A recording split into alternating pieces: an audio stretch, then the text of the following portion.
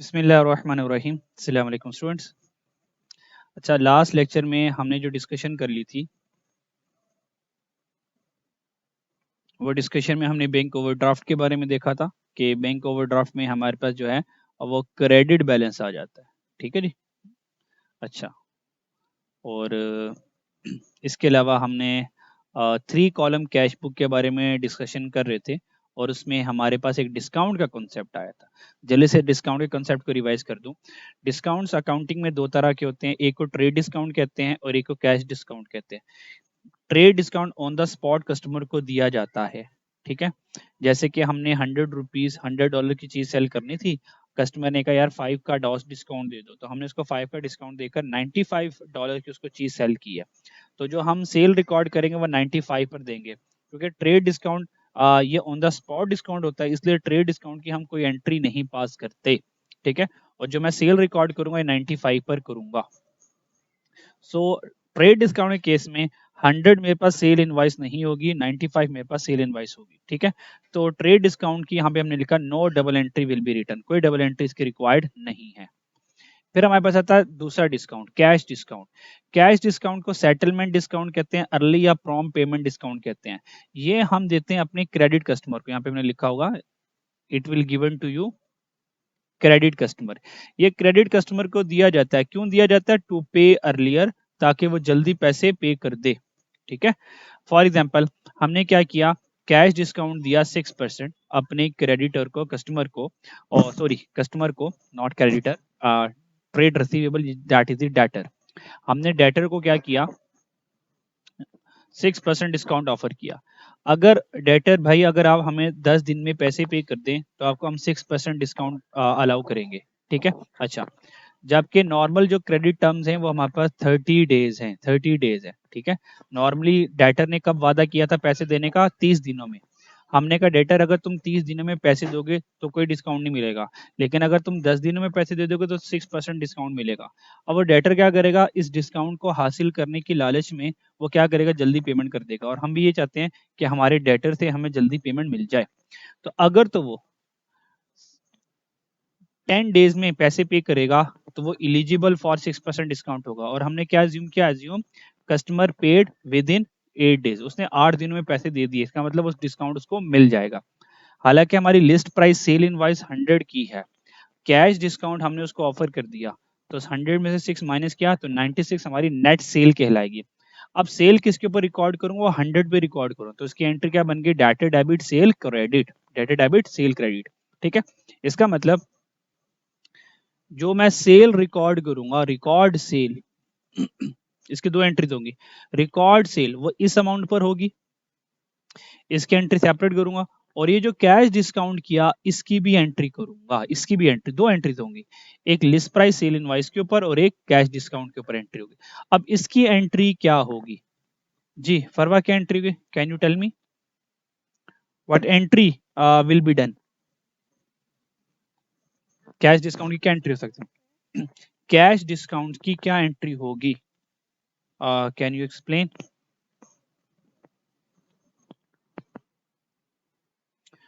So what entry we will pass in case of cash discount? So cash discount के case में हम ये जो एंट्री पास करेंगे, कैश डिस्काउंट के केस में हमने इसको कैश डिस्काउंट दे दिया। ठीक है, जब हमने उसको कैश डिस्काउंट दिया होगा, इसका मतलब मैंने डेटर कितने के रिकॉर्ड किए हुए, 100 के। ठीक है, क्या उसने मुझे 100 रुपीज देने हैं या $96 देने हैं? उसने मुझे $96 देने हैं। इसका मतलब ये होगा, जब हमने डिस्काउंट अलाउ किया, इसका मतलब हमने उससे 100 नहीं लेने, हमने 96 लेने हैं। जो $6 है हमने उसको एक तरह के कह सकते हैं माफ कर दिए। तो ये जो डिस्काउंट अलाउड होगा ये बिजनेस का, यू कैन से दिस, ये बिजनेस का एक्सपेंस होगा। तो द एंट्री विल बी, इसकी 2 एंट्री हो सकती हैं। नंबर 1 डिस्काउंट अलाउड के साथ, नंबर 1 इज डिस्काउंट अलाउड के साथ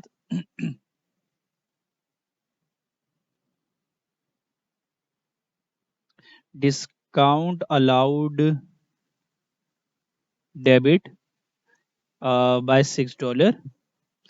और अब हमने डेटर से $100 नहीं लेने हैं, हमने उससे $96 लेने हैं। इसका मतलब $6 का हमने इसको डिस्काउंट दे दिया, तो $6 से मैं डेटर कम कर दूंगा, तो डिस्काउंट अलाउड डेबिट होगा और जो हमारे डेटर्स होंगे that is the trade receivables, वो हमारे $6 से क्रेडिट हो जाएंगे। सो ये एंट्री पास करेंगे कैश डिस्काउंट की, ये एंट्री पास करेंगे कैश डिस्काउंट की। यहां तक कोई प्रॉब्लम है तो बताएं। ये हमने एंट्री की। अच्छा, अब एक लास्ट इन एंट्री का कॉम्बिनेशन लिख रहा हूं। देखें, जब कस्टमर ने पेड कर दिया, पेड का मतलब customer has paid the amount. जब जब कस्टमर ने पेमेंट कर दी, तो अब एंट्री फाइनल क्या होगी? At time of payment, at time of payment, at time of payment, it's mean customer receive the discount, customer receive the discount. अगर customer ने डिस्काउंट रिसीव कर लिया है तो अब मैं एंट्री क्या करूंगा? देखें, ये तो था कि मैंने सेल को रिकॉर्ड कर लिया और डिस्काउंट अलाउड को रिकॉर्ड कर लिया। अब जब कस्टमर से पैसे रिसीव करूंगा तो फाइनल एंट्री मेरी क्या होगी? तो फाइनल एंट्री में मुझे ये बताएं, मैं जो कस्टमर से कैश रिसीव करूंगा वो 100 रिसीव करूंगा या 96 रिसीव करूंगा? बताएं कितना कैश रिसीव करूंगा?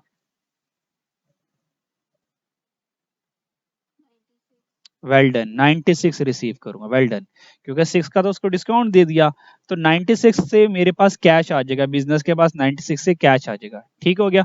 अच्छा, जब हमने डिस्काउंट उसको नहीं दिया था, हमें क्या पता वो डिस्काउंट ले लेगा? यानी कि हमने कितने से डेटर क्रिएट किए हुए थे? 100 से। जब वो पेमेंट कर देगा तो हम अपने डेटर को कम कर देंगे, क्योंकि जो डेटर क्रिएट किया था आज उसने पेमेंट कर दी, वो जो डेटर था अब वो मैं क्रेडिट करके अपने डेटर 100 से खत्म कर दूंगा। अब जो जो रिमेनिंग डिफरेंस बचता है, तो अकाउंटेंट कहते हैं कि रिमेनिंग डिफरेंस को आप दो तरह से लिख सकते हो। Number one is discount allowed कर दो, इसको डिस्काउंट अलाउड कर दो कि भाई जो 6 का आपने डिस्काउंट अलाउड किया, ठीक है। और दूसरा काम ये कर सकते हो, क्योंकि देखो आपकी सेल तो 100 की हुई नहीं, सेल हुई 96 की है, ठीक है। तो वो कहते हैं कि अपनी सेल को इंक्रीज कर दो, सेल को इंक्रीज कर, सॉरी, सेल को डिक्रीज कर दो, क्योंकि सेल 100 की नहीं हुई है। आपको तो सिर्फ 96 की चीज सेल हुई है ना, 100 की थी लेकिन आपको 96 आए हैं उस सेल के अगेंस्ट। तो बजाय इसके कि आप 100 की सेल लिखो, अब सेल डिक्रीज कर दो। तो डिस्काउंट अलाउड भी कर सकते हैं, यहाँ पे सेल को रिवर्स भी कर सकते हैं बाय 6, बाय 6। ओहो, ये तो गलत होता रहा है कि याद ही आपने बताया नहीं है। 100 - 6 नॉट 96, इट्स 94। ये तो अब मेरे मुझे क्लिक किया है, इस 94 आएगा और यहाँ पे भी 94 आएगा। ये 94 है, 94 और ये 6 है। तो ये हम एंट्री करेंगे at time of payment. Okay, आप इन दो एंट्रीज को करें। ये एंट्रीज तब थी जब हमने ये सोचा था कि हो सकता है discount allowed against expectation of business. Business को ये लगा था कि कस्टमर डिस्काउंट रिसीव कर लेगा, तो बिजनेस ने क्या किया, ये एंट्री की थी। और जब उसने एक्चुअली डिस्काउंट रिसीव कर लिया तो फिर हम ये वाली एंट्री पास कर देंगे। ठीक हो गया? Any problem? Okay Farwa, yes, got it. अच्छा, इस डिस्काउंट के कॉन्सेप्ट में ना तकरीबन 4 तरह की कॉम्प्लेक्सिटीज आती हैं, ठीक है। वो खैर अभी मैं नहीं बता रहा, अभी आप यही कॉन्सेप्ट एब्जॉर्ब करो। जब ये कॉन्सेप्ट अच्छा हो जाएगा, स्ट्रांग हो जाएगा, फिर वो मैं 4 कॉम्प्लेक्सिटीज आपको बताऊंगा जब मैं इसके पास पेपर करवाऊंगा। ठीक है, क्लियर? अभी बस सिर्फ ये वाली एंट्री आप पक्की कर लो। तो ये बात याद रखनी है कि या तो आप डिस्काउंट अलाउड को कर सकते हो डेबिट, या तो सेल को 6 से रिवर्स कर सकते हो। दोनों ऑप्शन अब आपके पास अवेलेबल हैं। ठीक हो गया। अच्छा, अब आपको एक और क्वेश्चन करवाता हूँ इसी डिस्काउंट डिस्काउंट से रिलेटेड ही। ठीक है जी। अच्छा जी, डिस्काउंट से रिलेटेड ही क्वेश्चन करते हैं जरा।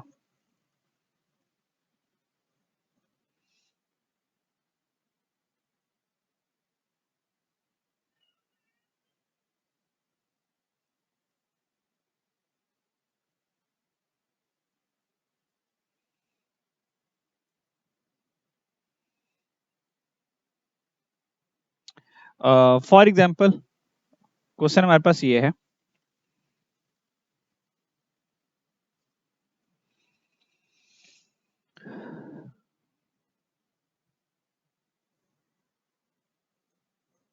Here is the question.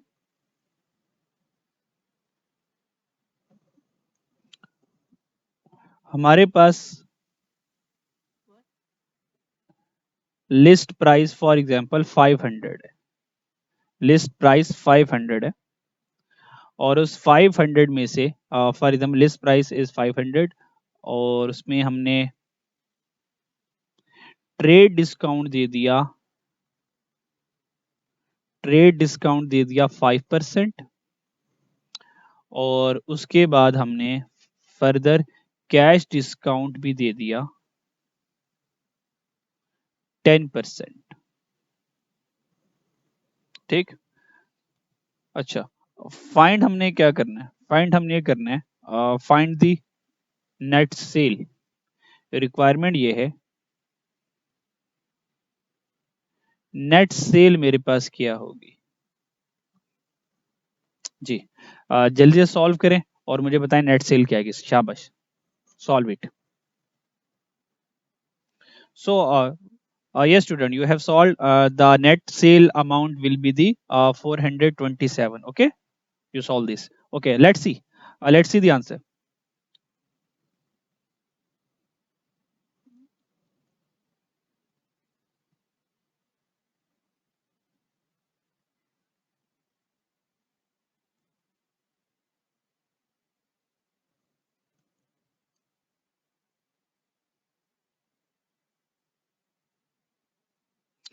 अच्छा जी, तो लिस्ट प्राइस हमारे पास 500 है, तो ये मेरे पास एज इट इज 500 आ गया, इसकी कोई परेशानी नहीं है।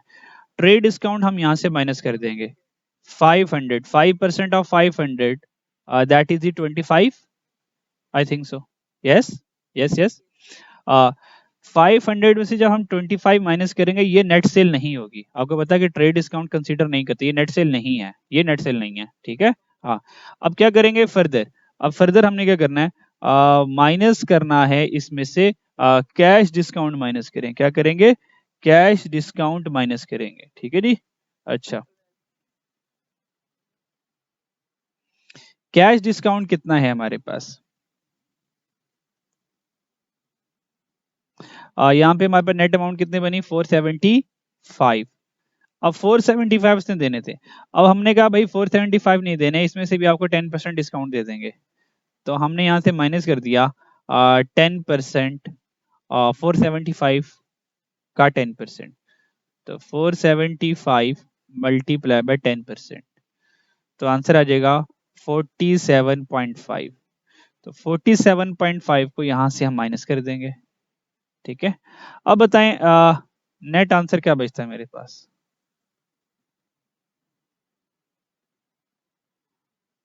यस, 427.5, ये मेरे पास कहलाएगी, this is my net sale. ये मेरे पास नेट सेल होगी, ओके, ये मेरे पास नेट सेल होगी, ठीक है जी।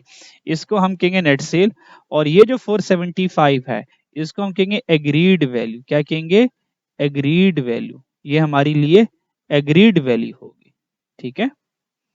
और अगर मैं आपसे ये कहूं कि मुझे बताएं सेल किस अमाउंट पर रिकॉर्ड करूंगा, number 1 500, number 2 475, number 3 427.5। For example ये एमसीक्यू पूछा मैंने आपसे, किस अमाउंट पर मैं सेल रिकॉर्ड करूं।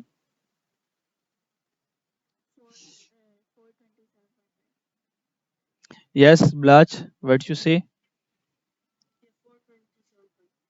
नहीं बच्चों, आपको मैंने कितनी बार कहा है सेल इसके ऊपर रिकॉर्ड होनी है, सेल सेल इसके ऊपर रिकॉर्ड होनी है 475 पर। लेट्स सी हियर, यहाँ पे देखें जरा, ये देखें, लिस्ट प्राइस एग्रीड प्राइस 100 है, उसके बाद कैश डिस्काउंट 6 है, उसके बाद नेट सेल, तो देखिए जो सेल रिकॉर्ड की है 100, ये नेट सेल पे थोड़ी की है, ये तो हमने लिस्ट प्राइस एग्रीड सेल उसके ऊपर रिकॉर्ड करनी है।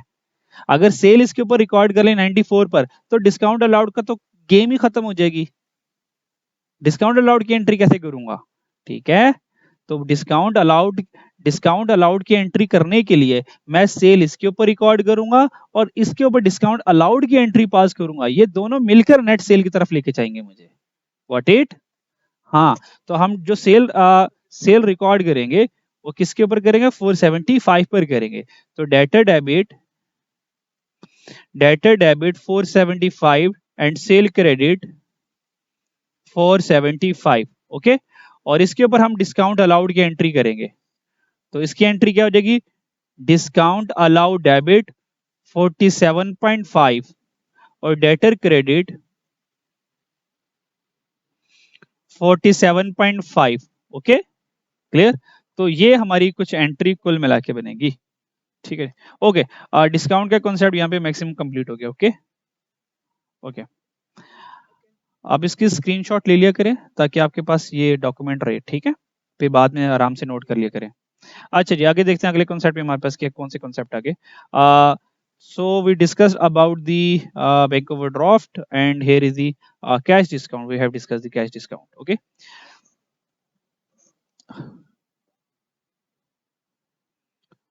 और 3 कॉलम कैश बुक के बारे में हमने फॉर्मेट में देख लिया था लास्ट क्वेश्चन में। 3 कॉलम कैश बुक में ये हमारे पास आता है।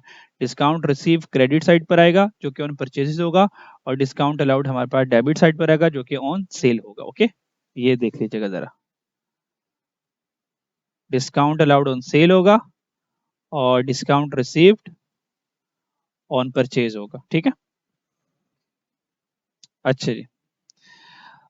फिर हमारे पास एक कॉन्सेप्ट आता है डिसऑनर्ड का। इसका ताल्लुक बैंक से है। ठीक है, और बीआरएस एक टॉपिक है वो जो हम डिस्कस करेंगे लेटर ऑन। ये उसका कॉन्सेप्ट है। खैर यहाँ पर आया हुआ हम डिस्कस कर लेते हैं। डिसऑनर्ड चेक का मतलब क्या है? देखें, मेरे कस्टमर ने मुझे क्या किया। फॉर एग्जांपल मैंने फॉर एग्जांपल सेल की। ये मैंने फर्स्ट एंट्री की। मैंने 100 की सेल की।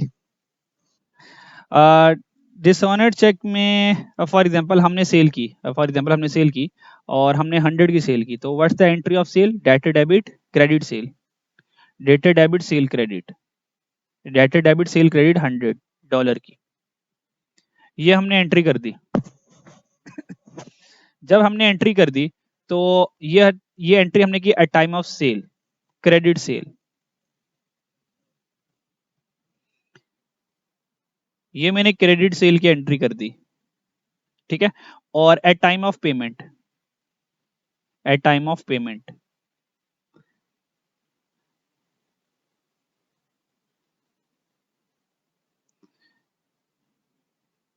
पेमेंट के वक्त एंट्री क्या करूंगा? जो ये डेटर था ना, डेटर, इस डेटर ने मुझे कहा ठीक है मैंने पेमेंट करनी है $100 की, I will pay you via cheque. Okay, उसने मुझे चेक पे किया। जैसे उसने मुझे चेक पे किया तो मैंने चेक जैसे ही रिसीव किया तो मैंने कहा मुझे पैसे आ गए। तो जैसे ही मैंने कहा cheque, when I receive the cheque at time of payment, और further we can write a description that is when we receive the cheque receive we received the cheque.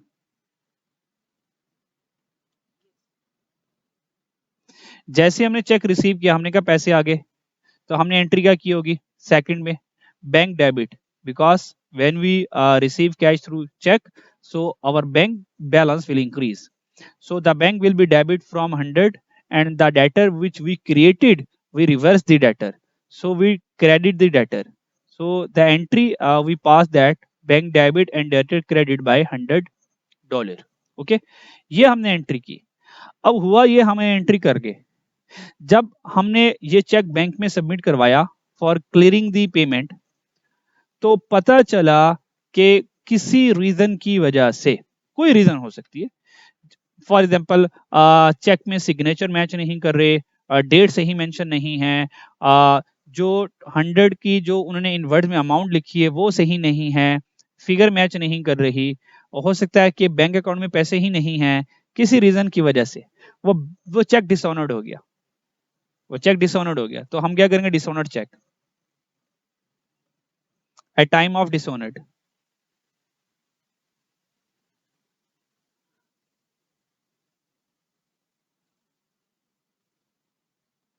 At time of dishonoured the check.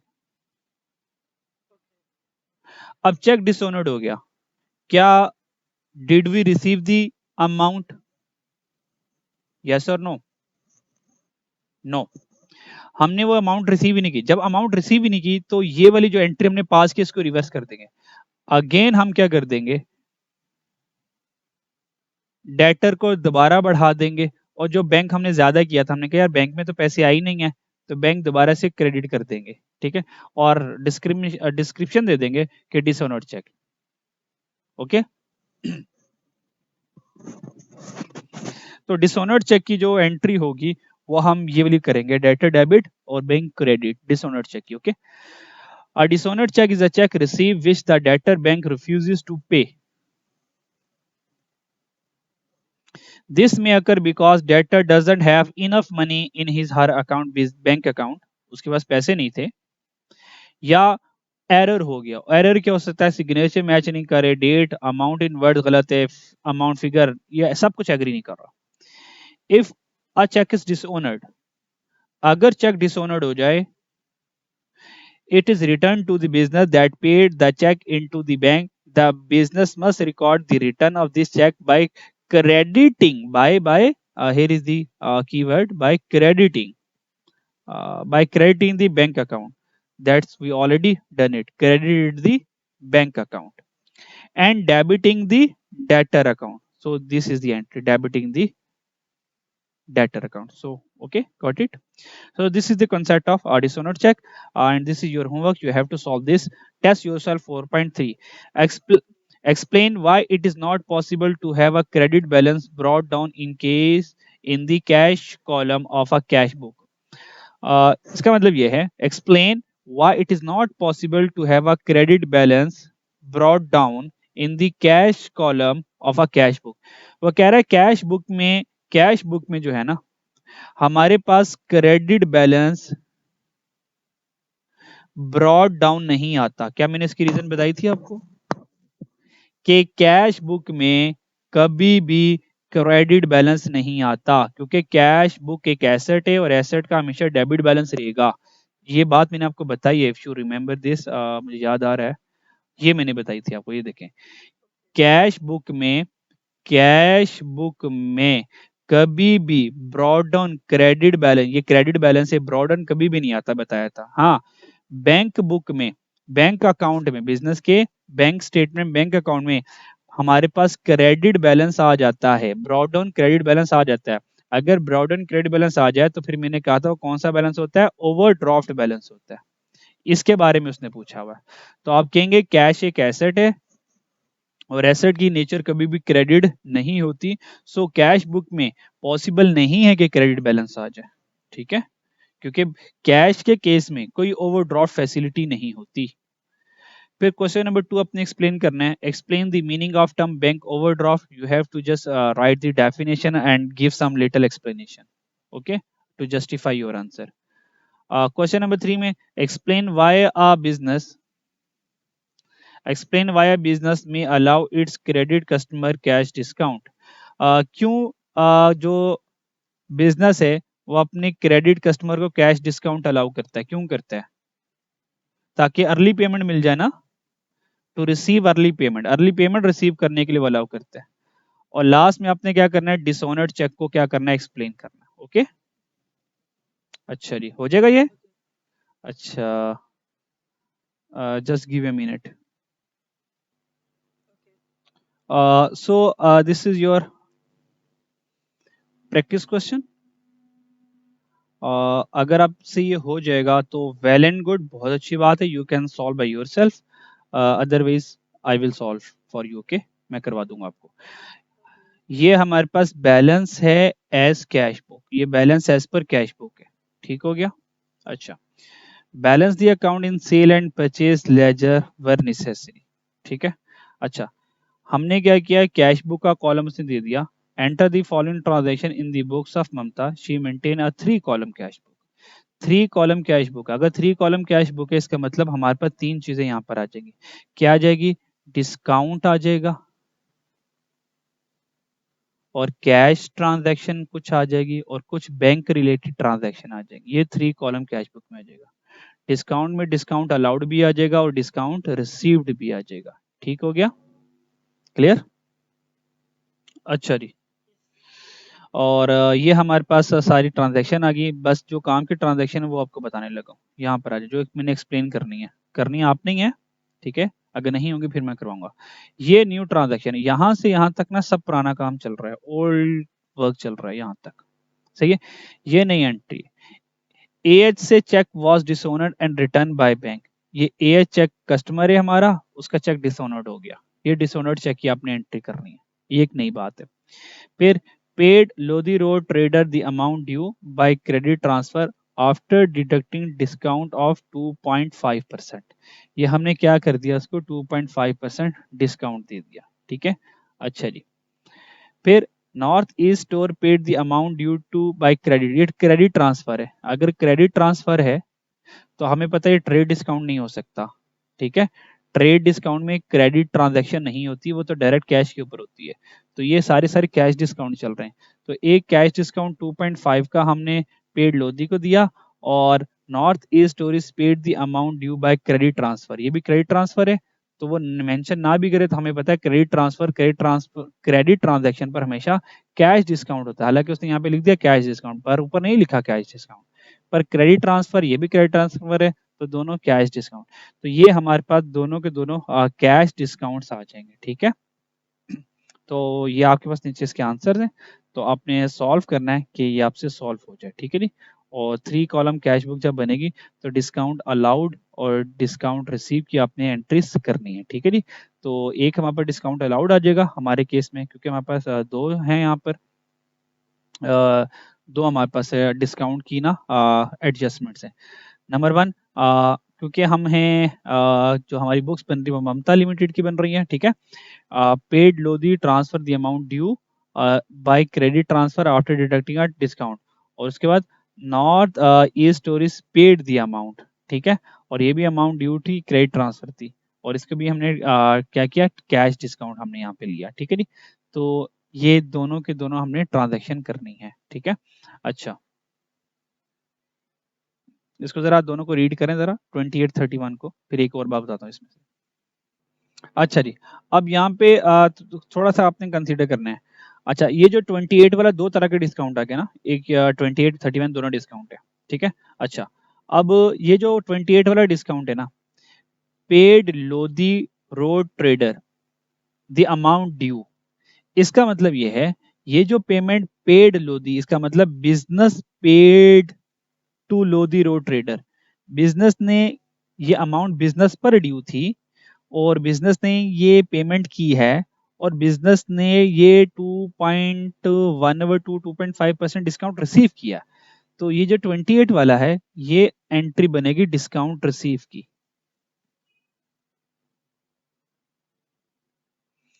ये discount received की बनेगी, क्योंकि paid Lodhi है, यानी कि business ने लोधी को पेमेंट की है। अब 31 में इंग्लिश क्या कह रहा है, नॉर्थ ईस्ट स्टोरीज पेड, इसका मतलब नॉर्थ ईस्ट स्टोर्स ने पेमेंट की है, किसको, बिजनेस को की है। इसका मतलब ये बिजनेस का डेटर हुआ, और बिजनेस ने इसको 3% डिस्काउंट अलाउड किया है। तो ये जो 3% है, ये डिस्काउंट अलाउड होगी, और ये discount allowed on credit sale होगी, और ये discount receive on credit purchase होगी। ठीक हो गया, क्लियर? तो ये आपने एंट्रीज करनी है, ठीक है? तो इसको एंट्री को, इस क्वेश्चन को सॉल्व कीजिएगा, और यहीं से हमारा जो चैप्टर है वो कंप्लीट हो गया, ठीक है? आपने ये क्वेश्चन करने हैं, और आपने कुछ होमवर्क भी करना है, ठीक है? उस होमवर्क में क्या करना है, एग्जाम स्टाइल क्वेश्चन में you have to solve question number 1, question number 2, और क्वेश्चन 1, क्वेश्चन 2, और question 3, question 4, total we have question number 6. It's enough, or can I give more?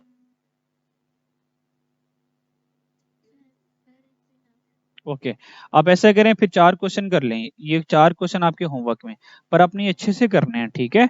Clear?